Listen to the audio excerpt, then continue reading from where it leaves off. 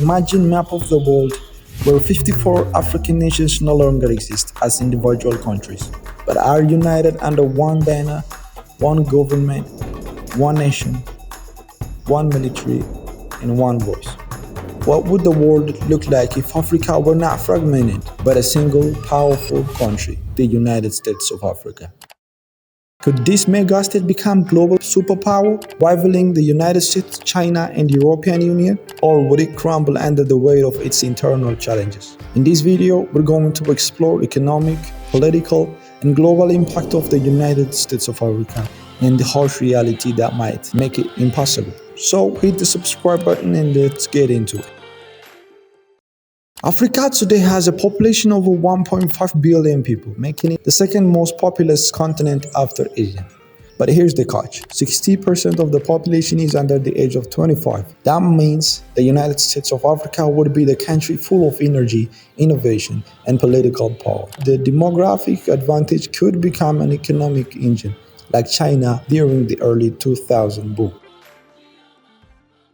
With 1.5 billion citizens, the United States of Africa would be a massive consumer base and global companies would scramble to get a piece of it. But that's not all. Africa is also massive in land, larger than China, India, US, and most of Europe combined. It holds 60% of the world's arable and 30% of planet's resources.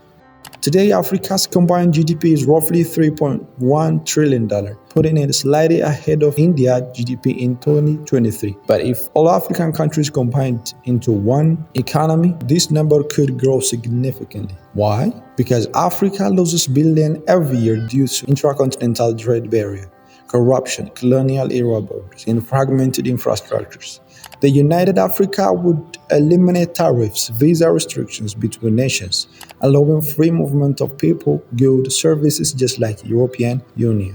African countries currently trade more with Europe and China than with each other. For comparison, nearly 70% of Europe trades happen within Europe.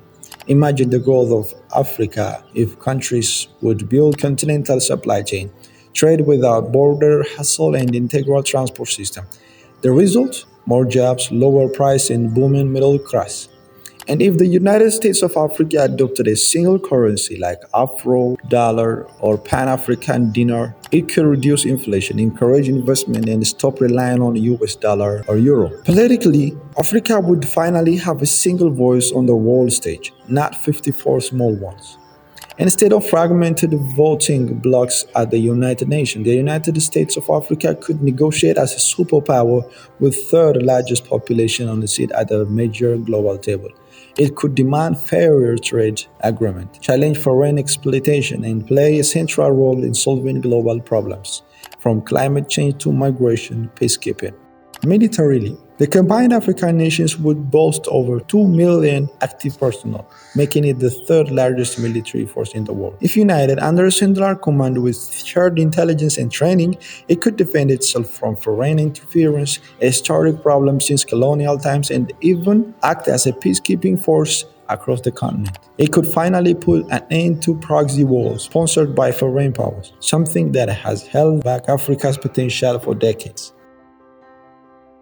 Africa is already a cultural powerhouse from Afrobeats, fashion and dancing and sport. But United Africa could invest in media and technology, control its own narratives, challenging Western stereotypes, and export Africa culture even more widely. It could create tech hubs like Silicon Valley across the continent, especially in places like Lagos, Nairobi, Cape Town, and Kigali. Africa already has more than 400 tech startups in fintech alone. Imagine if it starts up could across 1.5 billion users in digital ecosystem. So, with all this potential, why hasn't it happened? There are many reasons that could lead to this situation. Colonial border and language divide. Africa's current border were drawn by European power in Berlin Conference in 1884, with zero regard for local cultures or tribes. This created artificial divisions and sowed ethnic tensions. Today, Africa speaks over 2,000 languages. Nigeria alone has over 500. A unified government would struggle to overcome communication and cultural gaps. The other one is political fragmentation and corruption. Many African leaders rely on nationalist power bases. Unifying under one flag could mean giving up power, which few are willing to do. Even the African Union, designed to mimic EU, struggles with enforcement and coordination. Economic inequality. Countries like Nigeria, Egypt, and South Africa dominate the African economy, while others like Somalia, Chad, and South Sudan remain extremely poor and conflict ridden regions. Balancing the need of rich and poor regions would be a massive challenge. Pan African leaders like Kwame Nkrumah, Muammar Gaddafi dreamed of the United Africa, but their efforts either fell short or were cut short. A United States of Africa has resources, the people, the culture, the motivation, but it also faces monumental challenges, from ethnic divides and weak institutions to foreign interference and deep inequality. The dream of the United Africa is not dead. It lives in the minds of the students, artists, and economic and politicians across the continent. Whether or not it becomes reality, one thing is clear: Africa's time is coming. If you find this video eye-opening, make sure to hit that like button and subscribe for more deep dives into global issues. What do you think? Could Africa ever unite? And if it did, what role would it play in the world? Let us know in the comment below.